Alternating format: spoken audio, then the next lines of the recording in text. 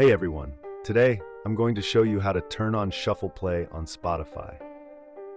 It's super quick and easy, so let's dive right in. First, open your Spotify app on your phone or desktop and find the playlist you want to listen to. I'll go ahead and log into my app and pick a playlist.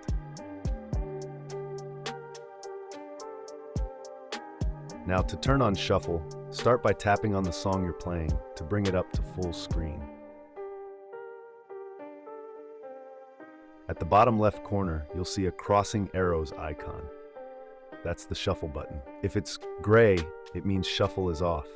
Simply tap it and it will turn green, which means shuffle is now on.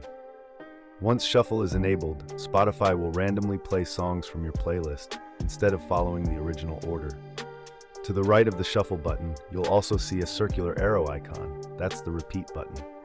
You can tap it to turn repeat on or off if you need to. And that's it. If you want to turn shuffle off again, just tap the crossing arrows button so it turns gray. If you have any questions, drop them in the comments. And if you found this helpful, don't forget to like and subscribe.